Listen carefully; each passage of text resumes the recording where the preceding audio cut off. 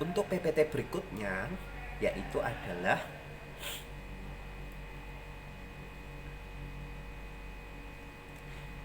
ada efek keuntungan yang teman-teman bisa baca di situ. Pesan yang menyenangkan, berusaha untuk menurunkan emosi, memelihara hubungan, dan yang berikutnya adalah keefektifan organisasi. Nah, pada akhir pembahasan teori ini yang terpenting adalah teori konstruksivisme adalah suatu teori pemilihan strategi. Dalam setiap kajiannya, biasanya akan menanyakan tipe pesan mana yang dia akan masuk dan kategori mana yang dia akan masuk. Begitu, oke?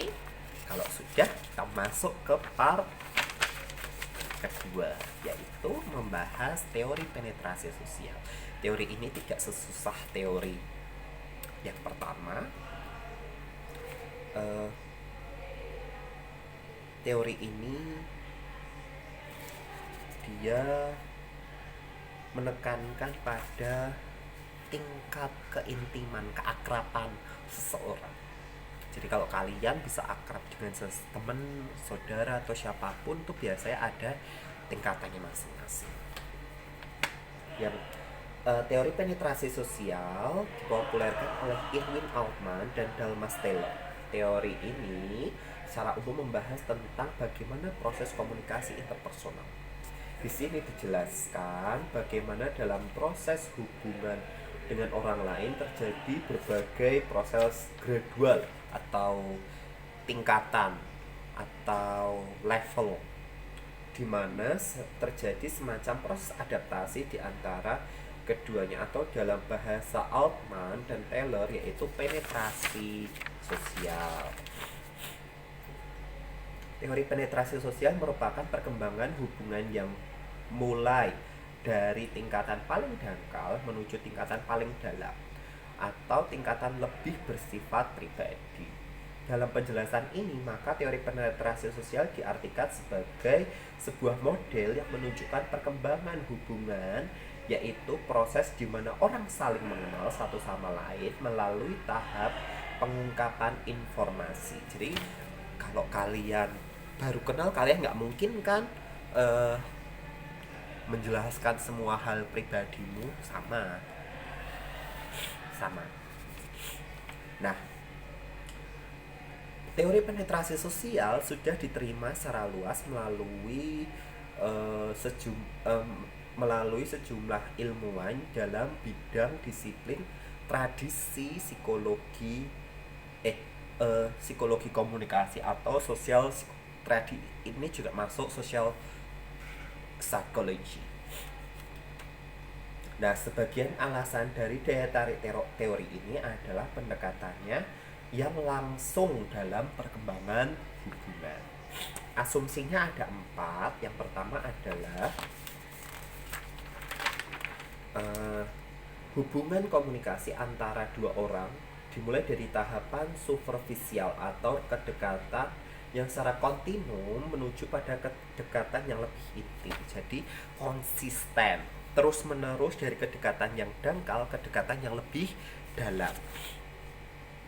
Perbincangan awal ini mulanya mungkin terlihat tidak penting, tetapi perbincangan semacam ini memungkinkan seseorang untuk bisa menilai pasangan atau lawan bicaranya dan memberikan kesempatan bagi tahapan awal untuk pengembangan tujuan.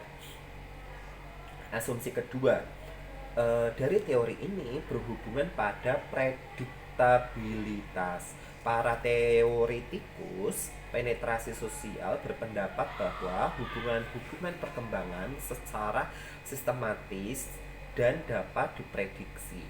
Hubungan seperti proses komunikasi bersifat dinamis dan terus berubah, tetapi bahkan sebuah hubungan yang dinamis mengikuti standar dan pola perkembangan hubungan yang dapat diterima.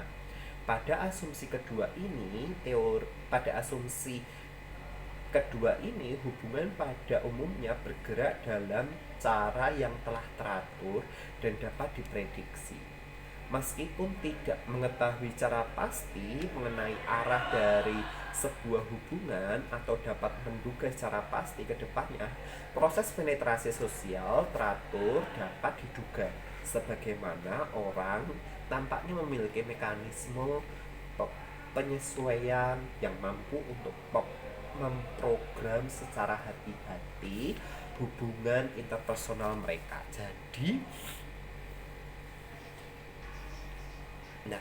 Jadi teman-teman,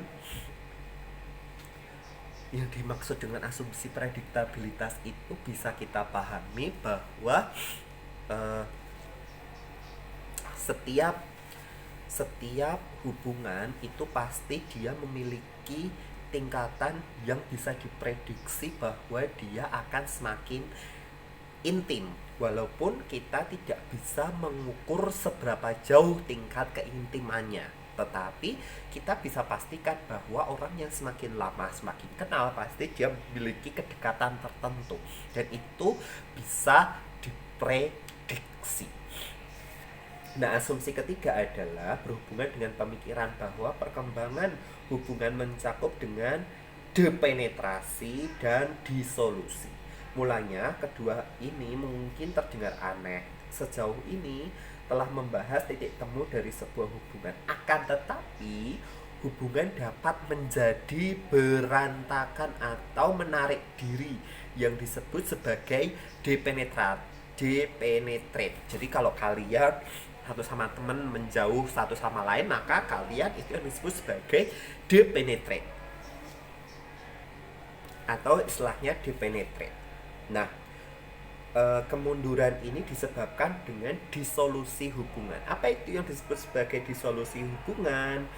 Altman dan Taylor menyatakan bahwa kemirikan proses ini sama dengan sebuah film yang diputar mundur, sebagaimana komunikasi memungkinkan hubungan untuk bergerak maju pada tahap kemungkinan keintiman, tetapi juga komunikasi juga dapat menjadi mundur. Contohnya adalah konflik yang terus menerus. Jadi di solusi itu kalian tidak bisa menemukan kesepakatan dalam menjalin komunikasi, atau tidak ditemukannya solusi dari konflik yang ada, maka yang terjadi adalah depenetrate.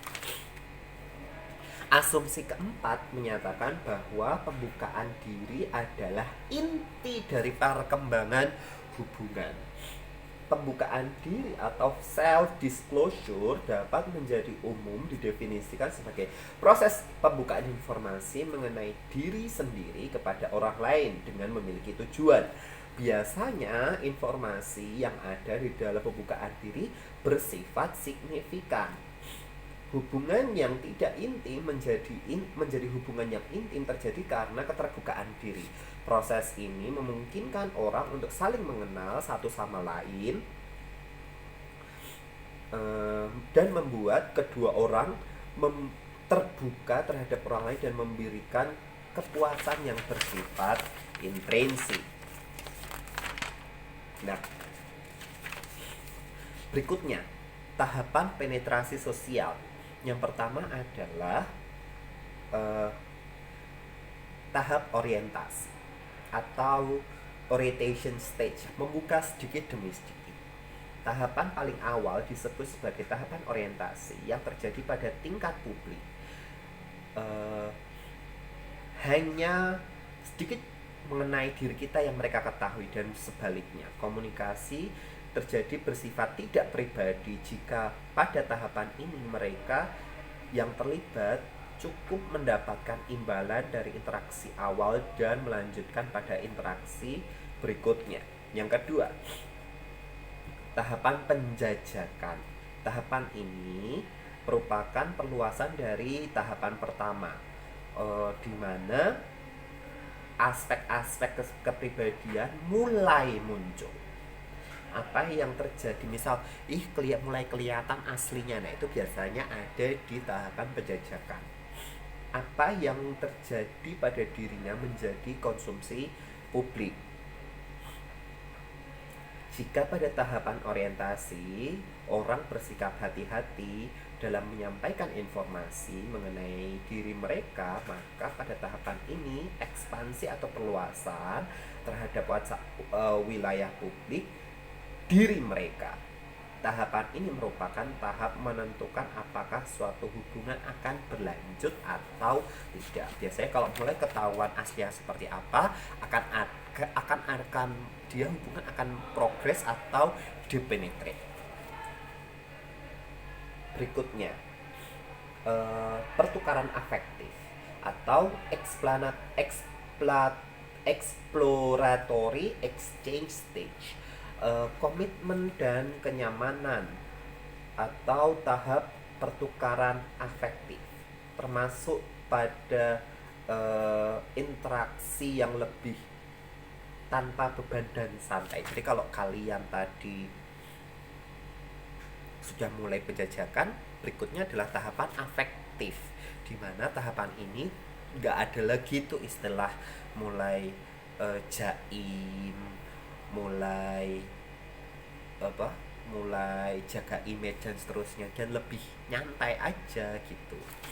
Nah, dimana komunikasi seringkali berjalan spontan dan individu membuat keputusan secara cepat, seringkali dengan sedikit memberikan perhatian untuk hubungan secara keseluruhan.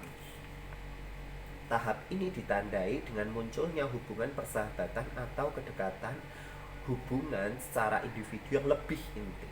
Pada tahapan ini juga muncul perasaan kritis dan evaluatif pada tahapan yang lebih dalam, sehingga komitmen yang lebih besar dan perasaan yang lebih nyaman terhadap pihak lainnya menjadi ciri pada tahapan ini.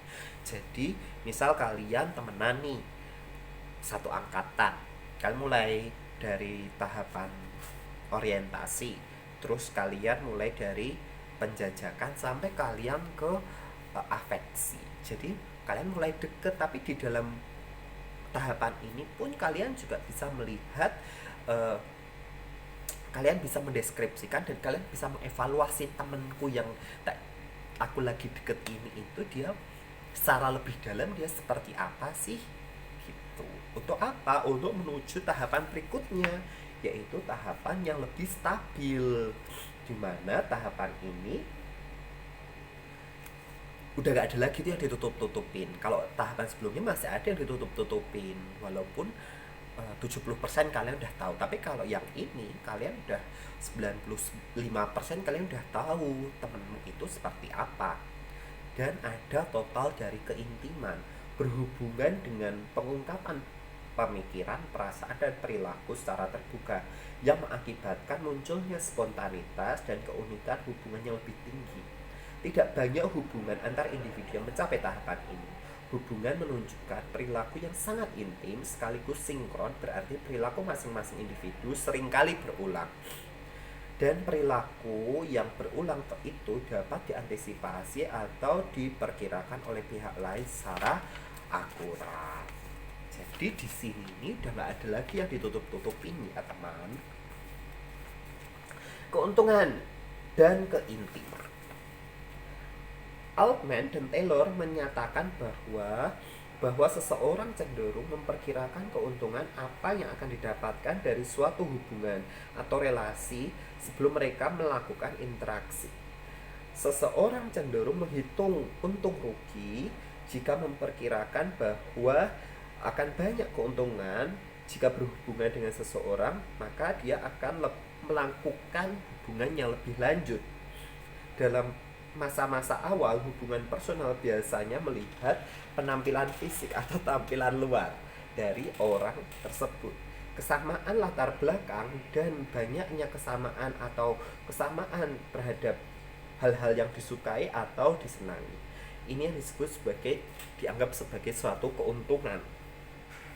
Akan tetapi dalam suatu hubungan yang sudah sangat akrab atau dia sudah intim, dia tidak lagi membicarakan masalah keuntungan tetapi dia akan pada tahapan menghargai masing-masing pihak, dan bahwa ada banyak keuntungan yang didapatkan daripada kerugian dalam menjalin suatu hubungan, maka seseorang biasanya mengetahui lebih banyak tentang diri orang yang dibicarakan. Jadi kalau udah intim, keuntungan menjadi nomor dua. Kenapa? Pada dasarnya yang lebih penting adalah kita tahu apa yang dia tidak dia dia sukai dan dia tidak sukai. Itulah goal dari hubungan intim tersebut. Oke, mungkin itu saja kuliah kita hari ini. Kita cukupkan.